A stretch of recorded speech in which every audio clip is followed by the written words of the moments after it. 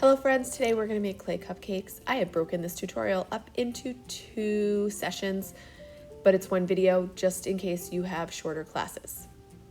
We're going to start with a block of clay. I like to tell the students to use the palm of their hands to tap all the corners.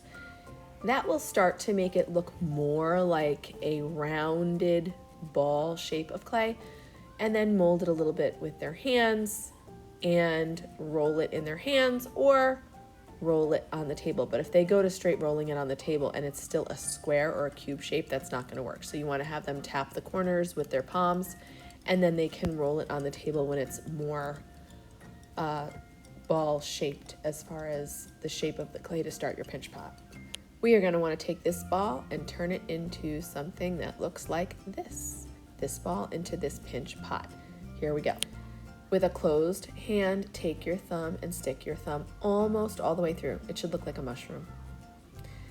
Take your thumb and with closed fingers and your hand wrapped all the way around the clay, gently pinch. The sides should not be thinner or thicker. They should be equal, and keep your elbows together so you make a pinch pot, not a pinch pancake. I like to use these silicone cupcake wrappers. You can get them at Michael's Crafts or Wilton, or even on Amazon. Have your students, before the pinch pot is too big, slide them into the cupcake wrapper, and with their thumbs inside and closed fingers on the outside, continue to pinch without making the sides of the pinch pot too thin. And you want it to come over the lip a little bit, and you'll see you get a nice texture from the silicone wrapper, so it looks like a real cupcake. We want equal around all sides, not too thin. And if you get a little bit of cracking, you can, with a little slip or water, just moisten and rub gently. Don't give it a bath, but just moisten a little bit to get rid of some of those cracks. A little or a few cracks are fine because it might even look more like cake, but you don't want it too dry. Since it is supposed to be like a little cup inside, if it does need to be smoothed out, you can use any number of variety of tools. This is like a rubber tipped clay tool, but you can use popsicle sticks with a little bit of water.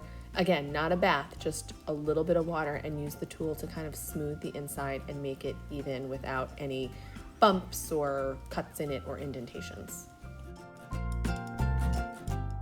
Let's watch the formation of that pinch pot one more time. You can start by even having your students put it in the wrapper to make sure it's a good size before they start, like I just did there, and then put it in the wrapper and pinch away. I know in the beginning of this video, I said I break this project up into 2 classes of clay making in order to give everybody enough time so they don't feel rushed. We here will be making our bottoms in one class and our tops in another. This way we have enough time and I can check everybody's before we continue.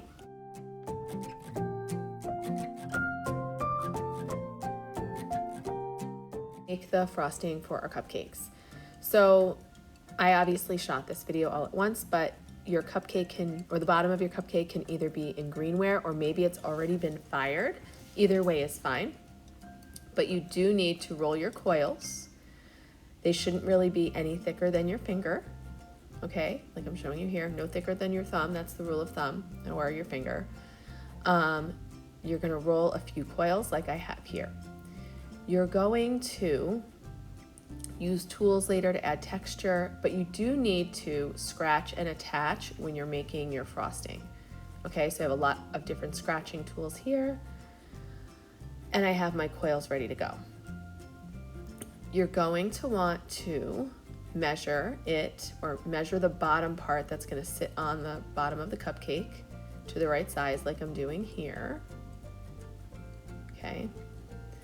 And once you do that, you can't just swirl it around. Now, my brushes that I use are really, really scratchy, so I don't use the tools to scratch. I use the brush. You can use toothbrushes, or these brushes are just very rough, cheap brushes that I like to use.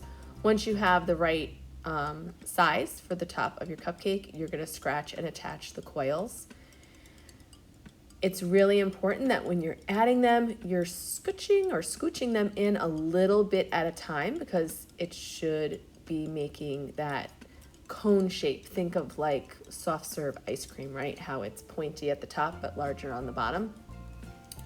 And so you're moving the coil in a little bit at a time until you get all the way to the top and kind of close it.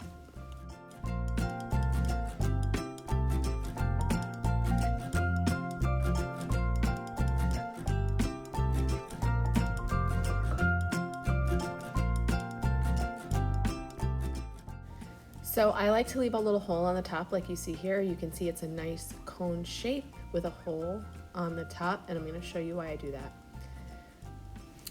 Notice the slant and that little hole. I like to leave the little hole so I can nest something in there, a little something on the top of my cupcake.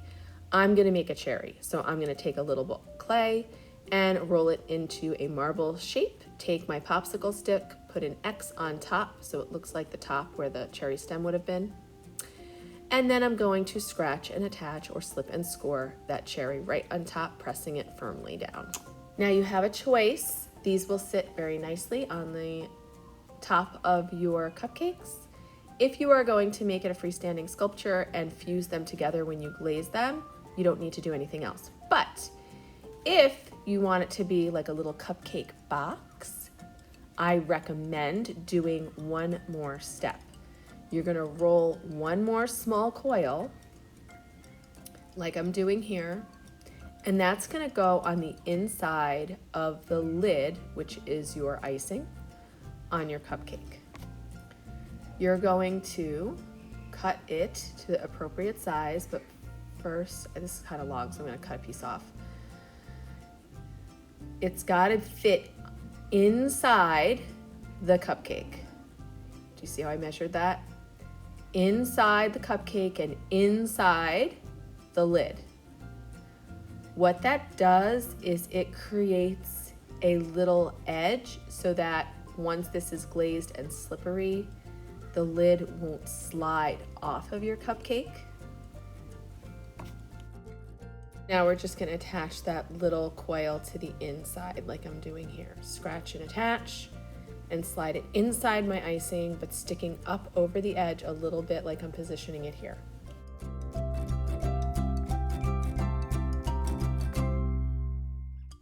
You could also start off with the smaller ring inside and build up from that. I'm going to show you how to do that here. Start with a coil that will fit inside the bottom of your cupcake, measure it, and scratch and attach that together. Now you're going to have to add your frosting to that inner little lip that you created. So before I built the top and then added it, now I'm starting with that part and I'm going to build up around it. So I'm going to add some slip like I'm doing here and start adding my frosting. Remember, you're coiling it on the outer edge of that little coil that you made for the inside, and then as you build up your frosting, you're going to add some slip and scratch and attach and have it move in a little bit at a time, until you are only left with a small hole on the top if you want to add something on the tippy top like I did earlier with the cherry. Here I also have a Reese's peanut butter cup nestled in the top of my lid. Now, if you're somebody that makes a lot of cupcakes, you know that there's all different ways to make frosting. If you use a pastry bag, some of the little nubs that squirt the frosting out have different textures, so you can use different tools to add textures or choose to leave your frosting smooth. That's entirely up to you. Let's make a Reese's peanut butter cup to top off my cupcake. I'm going to roll it into a ball, flatten it like a hamburger, not too thin, and roll the sides so it flattens them a little bit, like I'm doing here. Make sure it's nice and round, and make sure it fits right into the top. Then I can take any kind of tool, it could be a popsicle stick or something pointed, and scratch some lines into the side to make it look more like the sides of a peanut butter cup. If you'd like to maybe do a cookie, you could take a marble-sized piece of clay, flatten it into a cookie shape. Make sure it's the right size to fit into the spot you want it. And add any kind of texture you want. Stamp it with textures. Here I'm just adding a little texture to it to make it kind of look like a rough vanilla wafer or something like that. But you could do an Oreo or a chocolate chip, anything you want. If you want to do something like a strawberry, you'll need a little bit larger piece of clay. Roll it into a ball and then put your bottom of your hands kind of closer than the top when you're rolling it, so you get kind of a lopsided marble. And then you can add a texture like I'm doing here, little dots for something like a strawberry. Roll it all around to add the texture, all the little strawberry seeds. Make sure it fits into the top. And then you can add little bits of leaves. This strawberry is kind of big, so I'm gonna actually hollow it out because I don't want anything thicker than my thumb. You've heard me say that before. So I'm just using a tool to kind of hollow out my strawberry a little bit. And that part will be facing the inside of the cupcake. Doesn't really matter. And if I lost a little bit of that texture, I can add it here. For any kind of little berries or fruit, I like to take a popsicle stick or something flat and put a little X on the top where the stem used to be to make it look like it fell off. But of course, if you'd also like to add some leaves or little stems of some sort, nothing too small, you can do that. So I'm going to rip off a little piece of clay, kind of form it with my fingers, might need a little water or slip, and use any kind of tool you'd like to slip and score it together. So I'm going to slip and score my strawberry on here before I put the leaf on. I have a little piece of clay here. Just going to kind of make it into a leaf shape with my fingers. And like that. Add little lines on my leaf, and then I will slip and score it on.